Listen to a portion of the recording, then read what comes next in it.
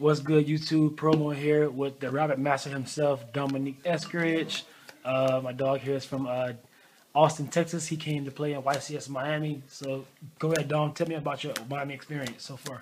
For the event, so far it was pretty nice. I loved everything out here.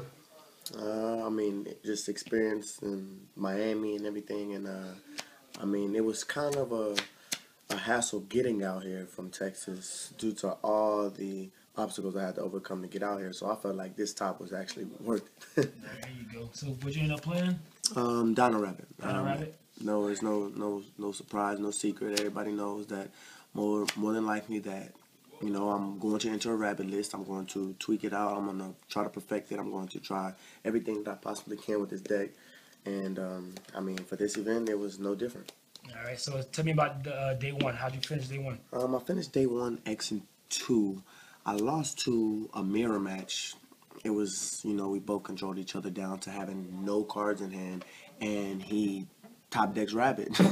And everybody knows that, you top deck rabbit and you're going to lag it with no cards in hand on the field. That's pretty much it, unless your top deck is, a dark hole into a tour guide. Yeah. Other than that, but Over the lost two? Jeff Jones, round 8. I lost to Jeff Jones round 8 due to the fact that I got a game lost because the opponent before Jeff, he kept one of my mind crushers, so I had a 14 card side deck, which was insane. And it's not even a main deck card; it was a side deck card. Yeah. So they got me for that, and then he won the next game, and he proceeded to 2-0 with 2-0 me with the game loss. But I won my next round afterwards, which allowed me to finish day one 7-2. And what happened in day two? I creamed everybody. Up until the top 16 when you lost, right? Yeah, and then I got creamed by Billy Brake. But wow, you lost to Jeff Jones and Billy Brake. Wow. The two of the best players that were in that event, of course. This is true. If I finish higher, then I won't have to play Brake, which, that kind of ultimately affected everything also. But, against Billy, I drew very, very bad. Going back to day two, I played wind-ups. Round 10, round 11, I played Fire Fist. I 2-0 the Fire Fist, 2-1 the wind-ups. The round 11 guy, he was a bounty, so that made it even a little bit better. I pulled Abyss Lindy out of the packs that I pulled. So that was pretty interesting. And we get to top 16, and I play what did I play top 16? I played wind-up. I played a wind-up in top 32. And I 2-1 that guy.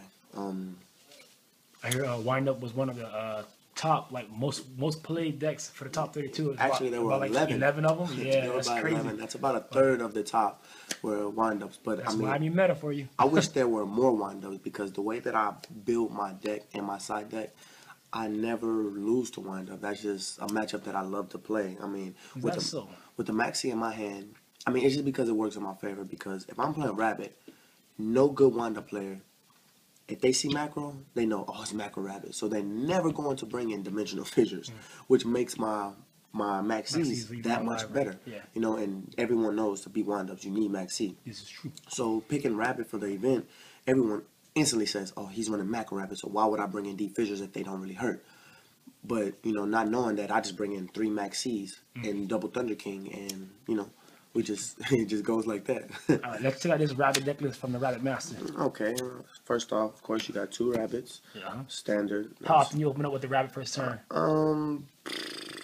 It just depends. If you get it, you usually win. As you can see, a lot of people say he opens up a rabbit so he wins, but that's not the case. If you open up a rabbit, you may win, but that's not always the case with me in a sense. But the way that the deck is built, it's built around this card. So, I've known people say, I'll make sure, yeah. These rabbits have hopped all the way from Dallas to Seattle to Miami, and now we're going back to Texas. Is it your third top in a row? Yeah, third top in a row, rabbit? Okay. Third consecutive top. So, of course, 2 rabbit. I know people that open up Rescue Cat, and it was at 1. They open up like it was nothing with that card every single day and go undefeated. So, 2, you can't really complain. Stop crying. That's good. Keep going. Rabbit's not going nowhere. 2 tour guides. That's pretty standard. Then you got the Night Assailant, and the Sangan. Sangan's gonna get hit. So. Yeah, so let's pause right there real quick on the whole tour guide engine. Will you be playing Rabbit for Dallas? Certainly. Sorry. Yeah, it's in Dallas. YCS Austin. YCS Austin. Texas over there. So what are you gonna replace the Sangan with? If you're gonna replace the Sangan? Maybe a tour bus, but I don't really like the fact of drawing this guy. I mean, Mermails are gonna be the best play deck, and everyone knows that if you set against Mermails, you're gonna probably lose. Yeah. Unless it's a 2-card combo that I'll be speaking about later in this interview. Okay. But since he's gonna get banned, then I'm thinking about just dropping Night Assailant completely. Just running 2 tour guides. Just running 2 tour guide. And maybe some. I haven't really put much thought into it, but I do know that for that event, I really do like Gold Sarcophagus. But I just like the fact that if I have a tour guide, I mean, it brings some inconsistencies, but if you have a tour guide, 2 tour guides with 2 targets, see, this is going to get banned, so, you can just go into a tour bus and keep the Assailant. I mean, it doesn't make the engine as good, but, you still would like to, it makes a tour guide a better top deck whenever you have a Rabbit banished. Okay. So, I mean, that's pretty much that, but Sangan getting banned, it kind of hurts the deck. People just... Oh, they didn't touch Rabbit, they hit wind up, but they really hurt Rabbit. They crippled Rabbit a pretty decent amount. All right, let's keep going with the deck list. Everybody knows you got the Vanilla family. The Vanillas, the Vanilla family, as we like to call them. The Sabrosauruses, which are actually my personal favorites, and then these chunky guys here, Cabazos.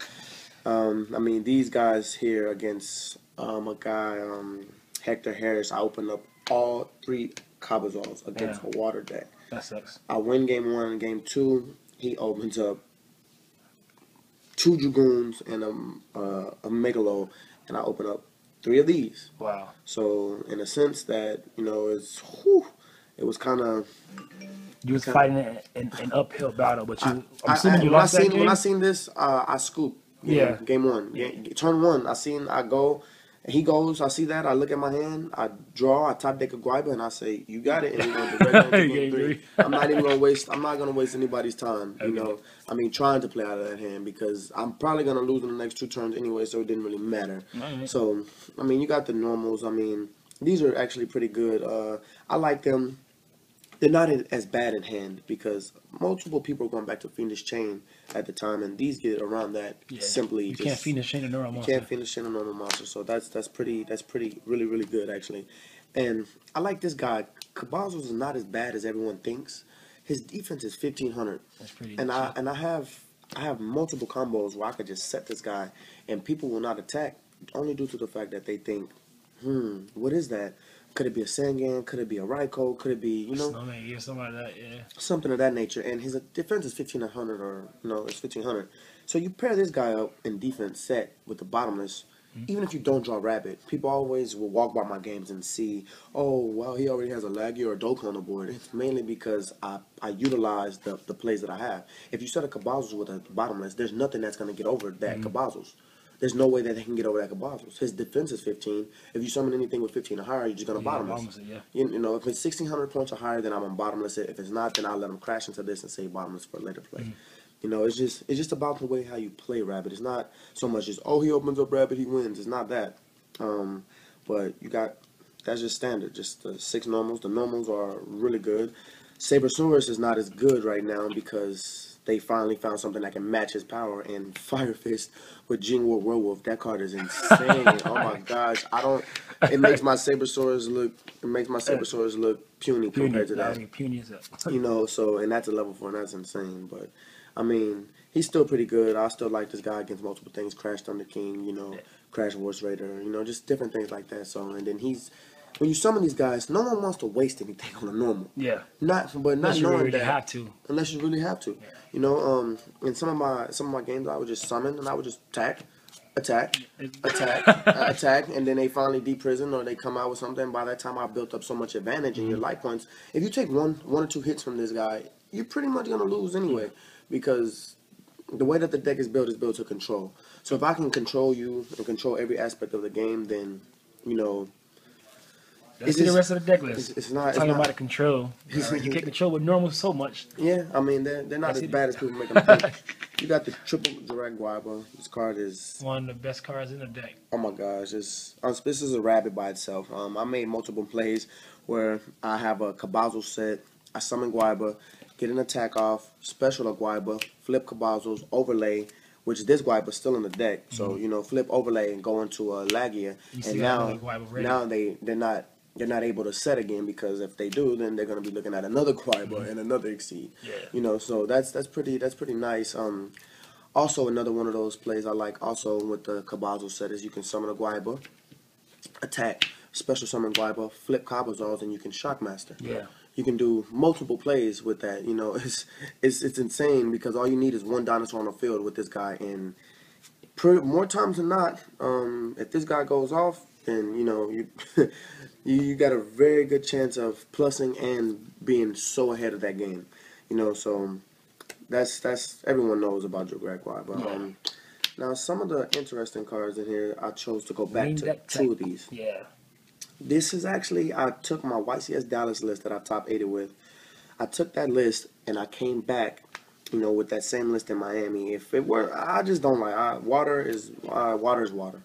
But the 2-card combo I was talking about would be Snowman Eater with the Macrocosmos.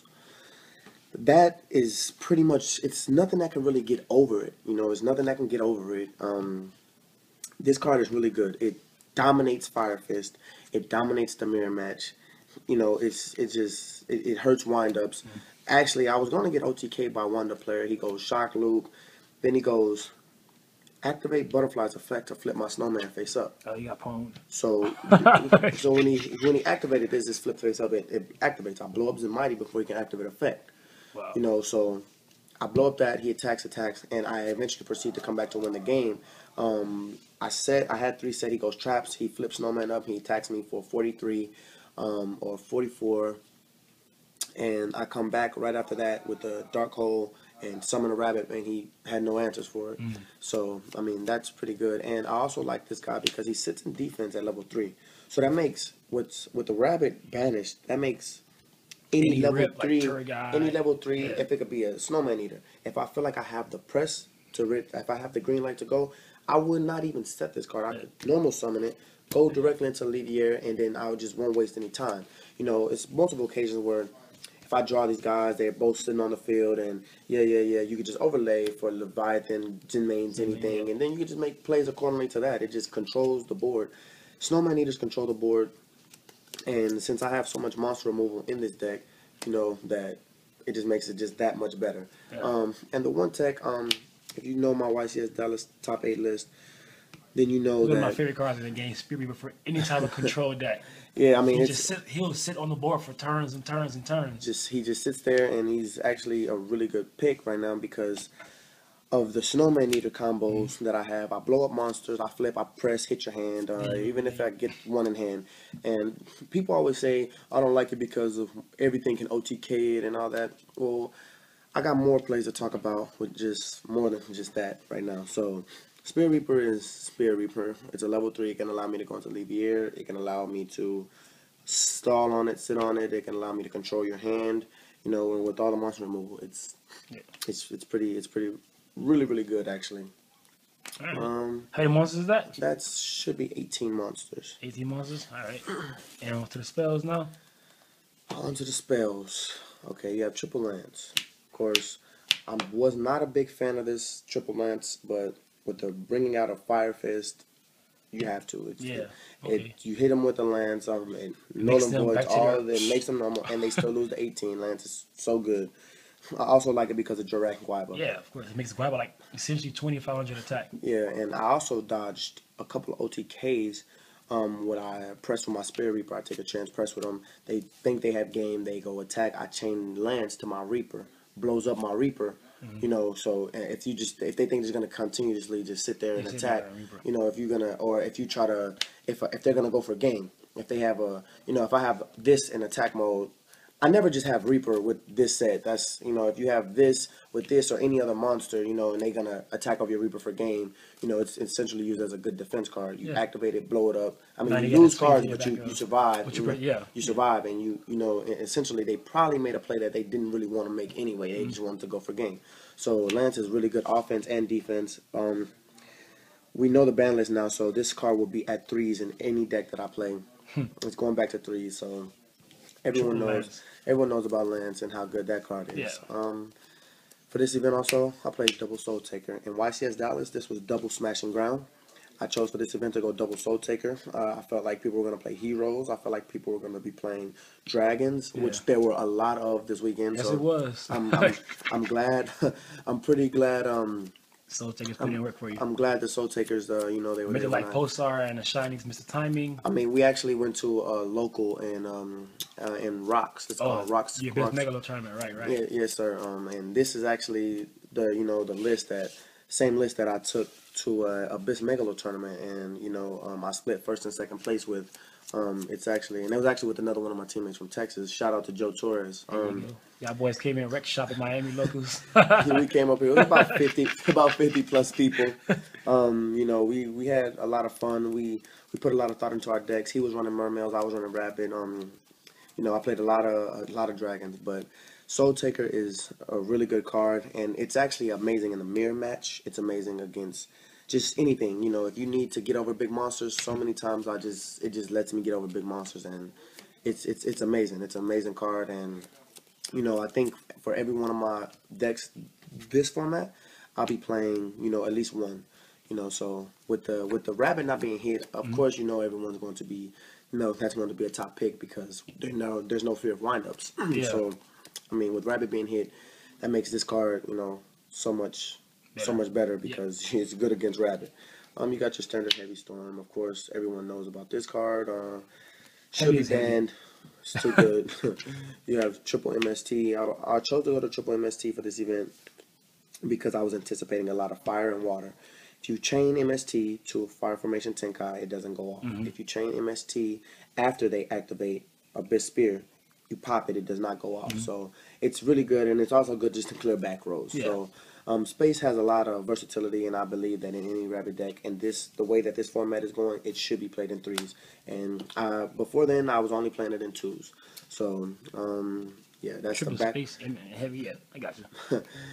You have your standards. Darkhold, Monster Reborn. No need to explain these. Everyone knows what these do. These cards were banned for a reason. Now they're back. So, a lot of people ask why I did not run Pot of Avarice. It was due to the fact because of these. Macrocosmos. I did not like when I got Cosmos, and then I had Pot of Avarice early game, and I just did not like the way just be that dead. It was just dead. Yeah. I mean, it's a really good card. That's why it's in my side. I sided Pot of Avarice, but I did not. I sided it, but I did not. I did not main it. And I mainly sided it because a lot of windups. Whenever windups come in, I would board those out. You just drop these. You can just drop these. You drop these against windups. Yeah. I drop these. Throw in. I throw in 2 Thunder Kings. I drop the Snowman Eaters for. I dropped I just drop different cards. I sided in about 7 cards against the windup matchup. And I feel like I can tell y'all that now because windups were no longer a factor. But yeah. So I mean, Macrocosmos. This is self-explanatory. This is the reason why people fear Rabbit. This is the reason why no one wants to play Rabbit, and this is the reason why they say everyone's a sack if they play Rabbit. Well, I've seen so many first-turn Rabbits into a macro. It wasn't even funny. So yeah. Yeah, I mean, when you lag into a macro, it pretty much stops the game, slows everything down. I only played 2. I just feel like 3 was overkill, and I didn't like the way that windups would come. I really didn't like it if I lost a die roll against windups. So then you have double Fiendish Chain. This card is amazing. It's really good right now. Good against for this event. It was good against windups. It's good against Tour Guide plays. It's good against Fire Fist. It's good against just things that you need to hold down. And it's really good against those. It stops attacks and gets effects. That's pretty damn good no matter what. And a lot of people went ranting saying that this card was bad against water, but it's not. If it's set, they pitch Megalo. They reveal Megalo, pitch Marksman. Okay, they drop Megalo. Okay, you chain Phoenix chain to it. Mm-hmm. No, if Marksman is the target of it, you chain it. He doesn't This blow up card is anymore. This card is no longer face down, so it won't blow up. And Megalo misses his timing. And he can misses attack. his search, and he can attack. So essentially, this card is very, very busted against a lot of Yeah. things like that. Pretty good. Next, you have double bottomless. Pretty standard. It's really good against Fire Fist. Good against anything basically. That's why I did 2. Dimensional Prison. Monster removal. That's pretty standard. Mm-hmm. Mirror Force. I opted not to play a Torrential Tribute. I do not like Torrential Tribute. I did not side Torrential Tribute. Not a fan of blowing up your own monsters. Rabbit, you want too much control, on the board. So you don't want to blow up your field. And I hate when I have Rabbit and I go into lag and I have a Torrential because this is like I really have no defense anyway. Yeah, pretty much. And I played 1 Solemn Warning. So this. Why only 1 warning?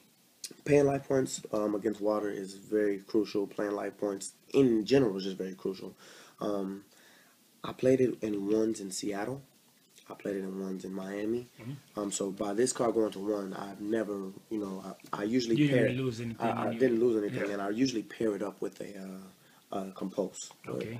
You have Solemn Judgment. This card wins games. Insane. It's really, really busted. Mm-hmm. And my personal favorite, Starlight Road. That card won me my top 32 match in this event. So I had no monsters. I go set 3. He goes Heavy Storm, which was my bad play on his part. I activate Starlight Road, and the game continues to change from there.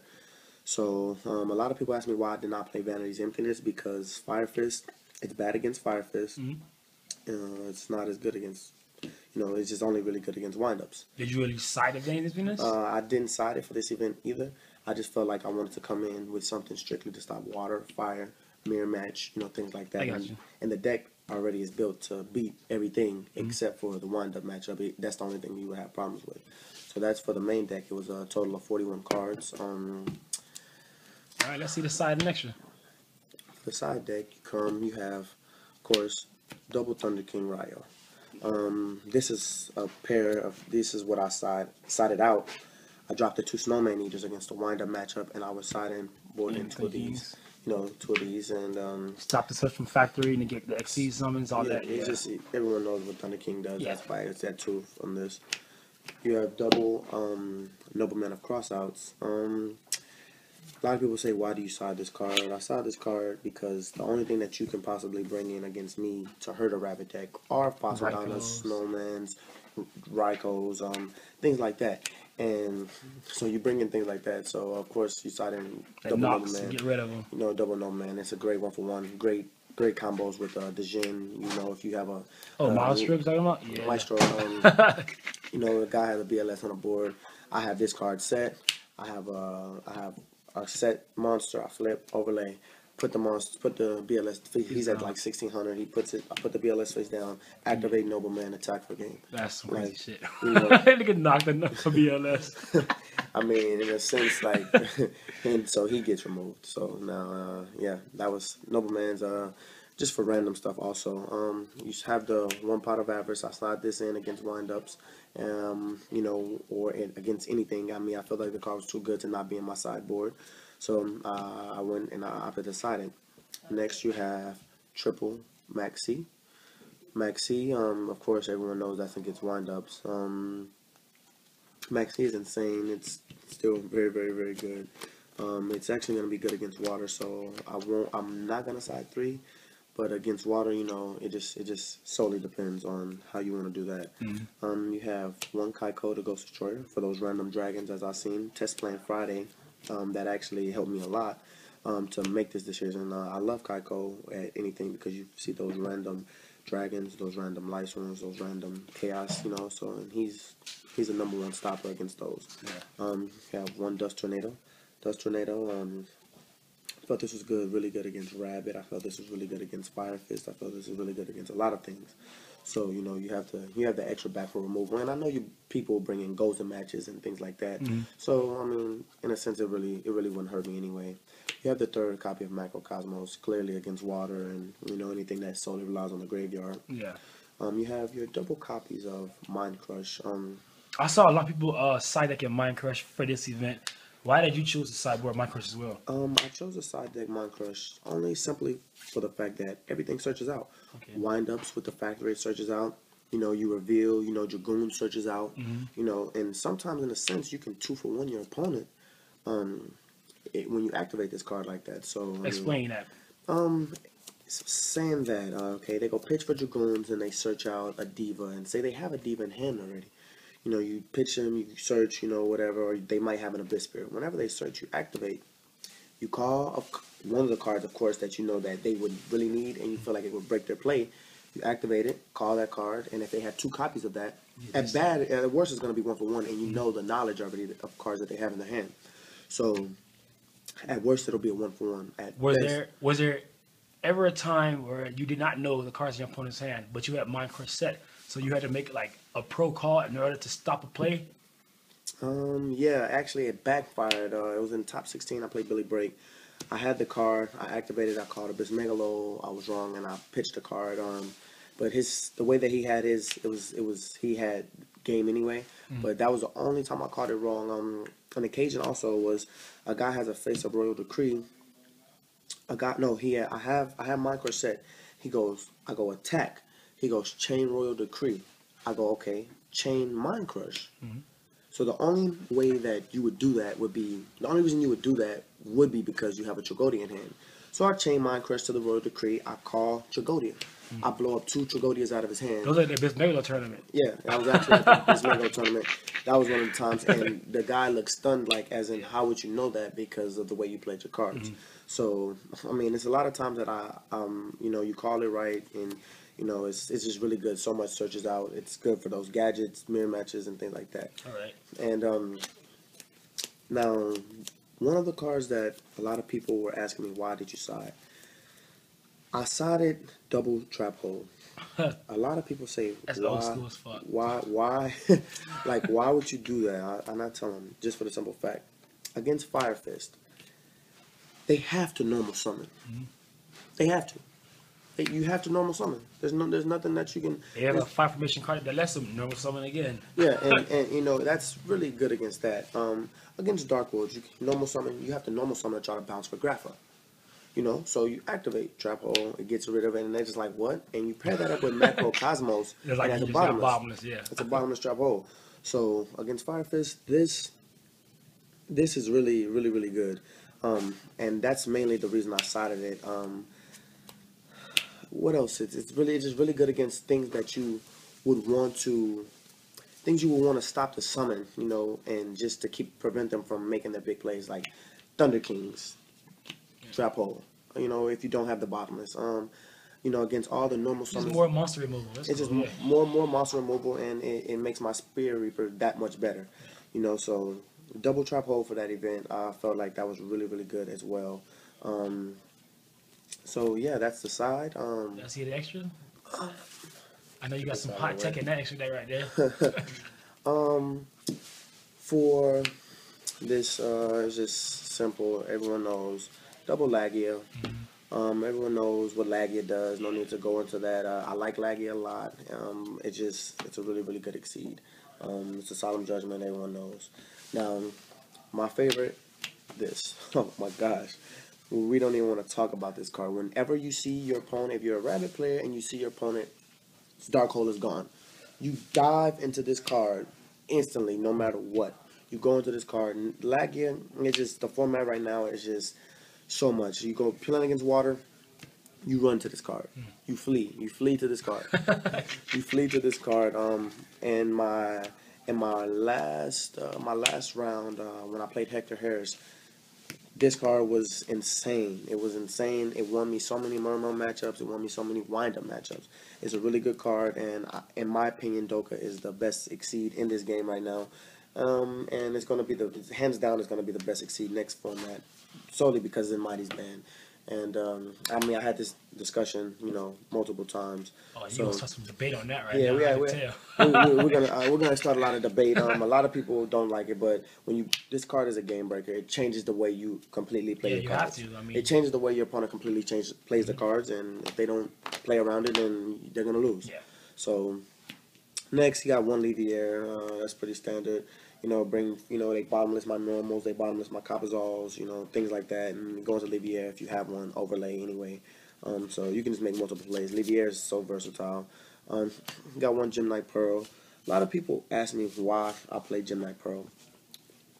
I play Pearl for the simple fact that I know people bring in Gozer matches, things like that. So when you bring in a Gozer match, we have Maurice actually recorded a duel of when I utilized, I went into. Oh yeah, that'll be up soon. When I went into a Pearl, simply for the fact that my opponent played Gozer match. So when you play Gozer match, you wrap it into two Saber Services and then go to a Pearl. Go to a Pearl, yes. And it's a 2600 beater. I mean, if they play skill drain, whatever, It's a vanilla. it's just a vanilla, and it's very, very big. Yeah. So, that just adds versatility to your sideboard as well. Runs over Stardust as well without having to use no trap cards and like that. Yeah. Nothing, it's just really good. Of course, you got your standards and mains. You have your Acid Golem. I like Acid Golem as well whenever my opponent has the rivalries. The Gozer matches. I overlay with double Snowman Eater. I go into double Snowman Eater due to the fact that they're water, and these two cards are MVP in that aspect as well. They're both waters, and they're both pretty hard to deal with over the board. So they're gonna eventually have to deal with them. And if you have Gozer match face up, I'm not worried about special summoning anyway because you can't. So it's not like you're gonna special summon all water monsters unless you're running Mermails. And if you bring in Gozer match against Mermails, then you're very, very bad at this game. So That's good. for that, you have Dejin, you have Maestroke. Maestroke is very, very good in my opinion. No need to explain. He's one of the better exceeds. One of the better exceeds. You have the Butterfly. This is for those Reapers that like to stall. People bring in Reapers against me. Things like that. It just gives versatility to your sideboard. You got a Tempo, busted. Card is insane. The card I was just talking about, Maestroke, it just gets it off the board. Zen Mains gets it off the board. Anything gets it off the board. So, Abyss Dweller, this card is really, really good against Mermails. A lot of occasions I detach, attack over Sangan, doesn't get effect. Things like that. Abyss Dweller is normally... overlay with two Capazols, pump up to 2200. And it's not even so much just the Capazols. When you have that, you have a Leviathan on the board, you go into a Rabbit, you go into a Dweller, now your Leviathan's essentially 3000 attack. Yeah, it's pretty big. So, and then if I detach again, and it gets the biggest 35. So, Abyss Dweller is very, very nice. Next, you got Utopia. A lot of people ask me why I run Utopia. I ran Utopia just simply for the fact that it was actually very, very, very, very good in my opinion against a lot of things. It's a great staller if you need to stall. Unless they drop your list, then you're out of there anyway. So it's a great staller.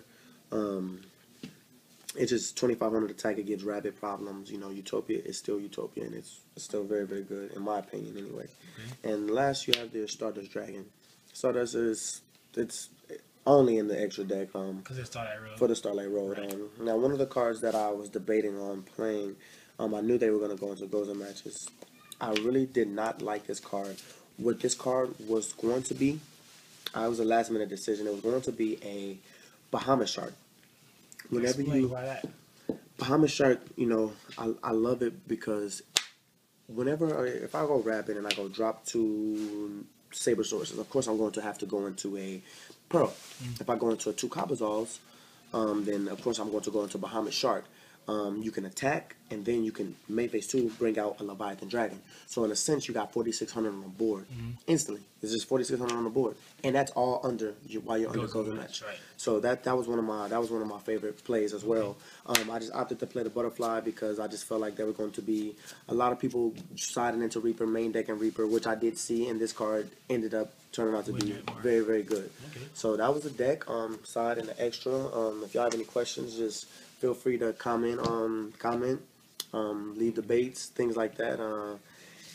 And that's pretty much it. All right. Shout out my team, my teammate Joe Torres, Raul Torres back home. Rode and actually get to travel. Everyone back home in Austin. Shout out everyone back home in Austin. Once again, sorry I couldn't bring it home, but the You next did good. You event,